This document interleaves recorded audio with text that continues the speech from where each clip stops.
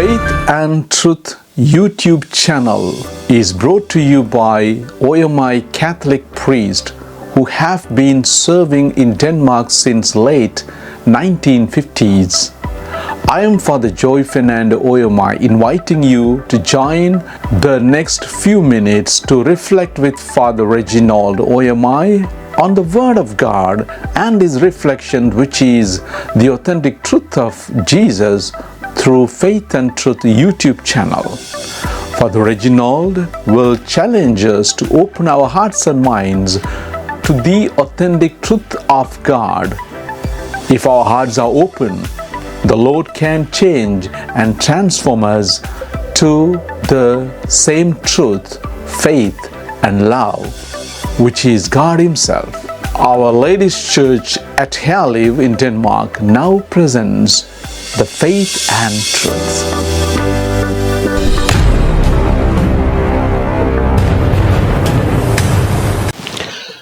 Good morning and welcome to this YouTube video on Our Lady of Guadalupe.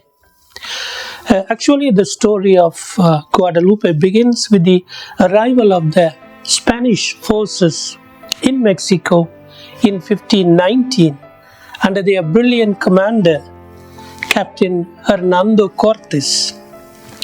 As the Spanish soldiers made their way into the country, they were actually astonished at the relatively high level of culture attained by the Aztec civilization at that time. But at the same time, the Aztec had acquired such a high level of culture, but they had a religion which actually sank to some level of the seemingly advanced standard of civilization was tragically marred by a religion which sank to some of the worst excesses of superstition. The Aztecs felt themselves under a compelling obligation to offer human sacrifices to their gods in atonement for some physical calamity such as pestilence or earthquake. For instance, since the Aztecs regarded themselves as the people of the sun, they felt driven to supply this divinity with a regular nourishment of human blood for fear that he might no longer appear on the eastern horizon. Among the first Christians to receive baptism in Mexico was Princess Papanzin in 1525. In the same year, a poor peasant and his wife from the village of Cuautitlan, some 15 miles east of Mexico City, were likewise received in the Catholic Church. He took the name of Juan Diego, and his spouse became Maria Lucia. Also among the first Christians was his uncle Juan Bernardino. In 1529, when Maria Lucia died, Juan Diego moved to live with his uncle Bernardino.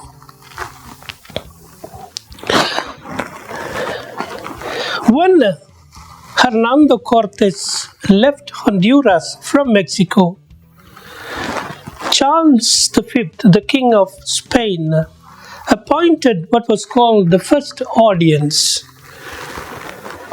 And there were 5 administrators in the First Audience, and there was one who was quite notorious, who's called Guzman. The rulers of this First Audience tortured and murdered many innocent civilians. And when the Bishop Juan Zumárraga protested a number of his friars were assaulted by the rulers. The Bishop Zumaraga then complained to the King Charles V of Spain, and the first audience was replaced by a second audience. Meanwhile, the Aztecs and other tribes of the country had been driven by the cruelty of the first audience to take up arms against the Spaniards. In this situation, Bishop Zumaraga sensed that a general insurrection was imminent and begged Our Lady, our Blessed Mother, to intervene and avert the eruption of a violent explosion which threatened to annihilate the relatively few Spaniards in the country of Mexico. So he secretly asked the Blessed Virgin Mary to send him some Castilian roses, not known in Mexico at that time, as a sign that his prayer has been answered. The story of the apparitions of Our Lady of Guadalupe to Juan Diego begins on December 9th, 1531. Juan Diego was used to walk several miles to the churches run by the Franciscan friars to attend Mass and to receive catechism. December 9th, 1531 was the feast of the Immaculate Conception. And Juan Diego had already heard about the Blessed Mother and was told about the Immaculate Conception, how her son Jesus had already protected her from any stain of sin even before her birth. So Juan Diego on this morning was walking this long distant walk, and as he arrived near Tepeyac Hill, he heard a very special kind of music that was not normal. So his attention was drawn by this music, and he looked up at the Tepeyac Hill, and then he saw a lady full of light. And at that moment, this lady called him with such affection, called him Juanito, the little Juan. So Juan Diego looked at this woman, this brilliant woman, and this woman, this Mother of God, asked him to go to the bishop, namely Bishop Zumaraga, and request him to build a chapel for him at that location where she appeared. Juan Diego was quite reluctant at the beginning. He said, "Nobody will believe me. I'm just an ordinary indigenous person. Nobody will take him seriously." But Our Lady assured him, "Don't worry, go and tell the bishop." So Juan Diego walks to Mexico City, goes to the bishop's house. He was kept waiting for a long time, but finally he is taken to the room where the Bishop Zumaraga was. The bishop actually welcomes him, treats him kindly, but he is not ready to accept the message that Juan Diego was taking to him. After all, he is an uneducated indigenous person. How can he immediately believe this to be true? So he told Juan Diego, "Okay, Juan Diego, but come another time." Juan Diego was very sad. He was sad that he couldn't fulfill the request made to him by the Blessed Mother. So he went back, and Our Lady was still waiting where she initially appeared. And Juan Diego told all what had happened at the bishop's house. But so Juan Diego was again asking Our Lady to send someone else. But Our Lady told him, I want this to be done with your help. And Our Lady, our Blessed Mother, asked him to go again and meet the bishop. So he went again to meet the bishop on December 10th. And the bishop says, okay, then in that case, ask this lady to give him a sign. So on the second day, Juan Diego goes home. But then when he goes home, he finds his uncle Bernardino very ill, and he's almost dying. So he didn't go on the 11th of December to meet the bishop as our Blessed Mother had requested him. He stayed with his uncle who was very ill, was almost dying, was taking care of him. But on the 12th of December, his uncle asked him to find a priest, a Catholic priest, so that he could have his confession and his final sacrament. So now again, on the 12th of December, Juan Diego goes towards Mexico City. Now he comes to the hill where Our Lady initially appeared. So Juan Diego is now feeling guilty because he didn't accomplish what Our Lady had requested him initially. So he's trying to take a different route, avoiding the area where Our Lady first appeared. As he was trying to take a different route, Our Lady cuts him off, appears to him right in front of him. Juan Diego, where are you going? Juan Diego, taken aback by this situation, was trying to explain his situation. But at that point, Our Lady told him that she is his mother. We will once again look these words detail at the end of this video, and asked him not to worry about his uncle, because she said his uncle will be healed right at that moment, but go back to the Bishop Zumárraga. So Our Lady asked Juan Diego, so walk up, and on the hill you will find beautiful flowers.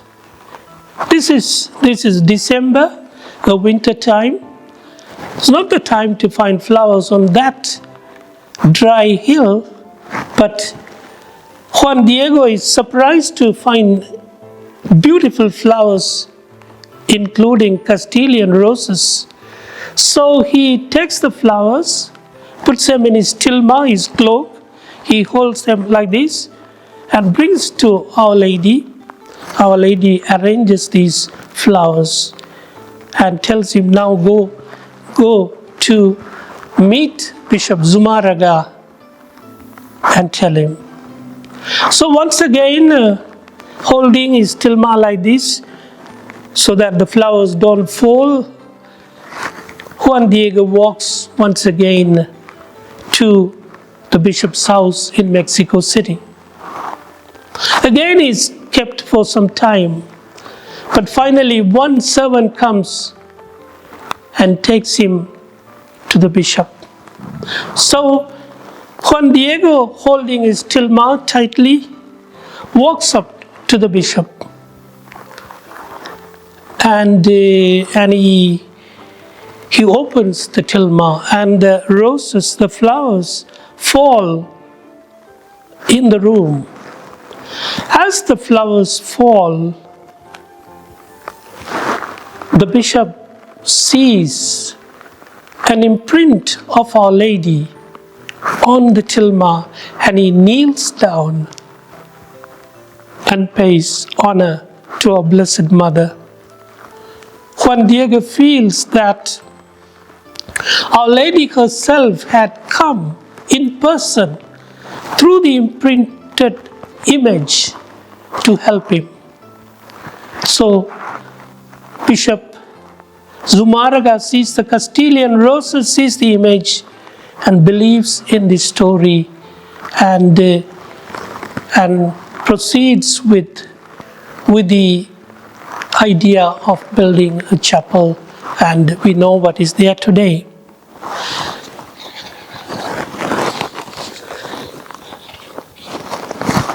But I think there are a lot of symbolism in the image imprinted on Juan Diego's tilma. First of all, Our Lady is standing in front of the sun. The Aztecs worship the sun, but now they know that this woman is greater than the sun. And Our Lady is standing on the moon. For the Aztecs, the moon was believed to be the home of the omnipotent God. And then the colors of a mantle, blue refers to the color of the sky, and green refers to life. So the Aztecs now understand that she is an empress. And there is a black ribbon just near her waist, which the Aztec women wear when they are pregnant. So they know that this woman is pregnant with a child. But there is also a 4-petal flower in a dress, which means that the child that is within her is God. So the pictorial images imprinted on this tilma, this image, carries a lot of weight, a lot of significance to the Aztec people. So from a culture of death, there were sacrifices to their gods where people's body was cut through, the chest was cut through, where the heart was taken and offered to their gods. So from such cruel type of sacrifices, we now move from death to life. Our Lady reminds them, there's no need of you sacrificing your body and blood to the gods. The Son of God, my Son, has already made a sacrifice. He has already sacrificed his body, his blood on the cross. You don't need to sacrifice anything. So from a religion of cruelty, death, Our Lady is presenting a religion of compassion, of love. But more than everything, Our Lady at Guadalupe presents herself as a mother. This is what she told Juan Diego on December 12th, before she asked him to take the flowers to Bishop Zumárraga. Listen and let it penetrate your heart, my dear little son, she said consolingly. What is the matter, my little son? She said. Where are you going?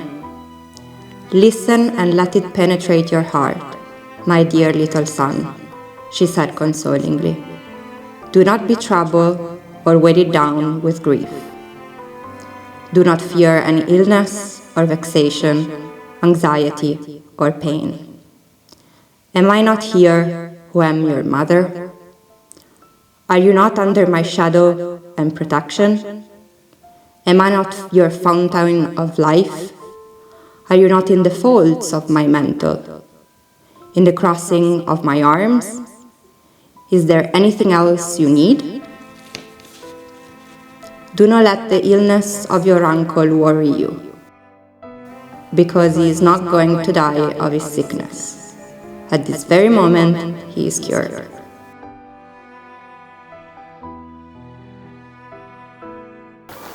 My dear sisters and brothers, this message was given to Juan Diego.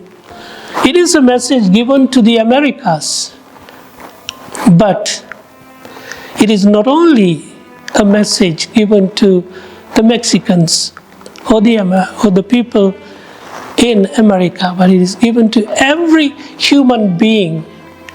Our Blessed Mother is our mother, the mother who watches over us, who watches over our every move, who understands our every feeling.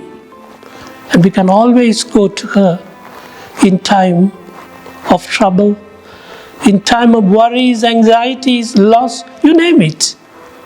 So I want to stress the fact that Our Lady of Guadalupe reveals herself as a mother, as a compassionate and merciful mother to every human being.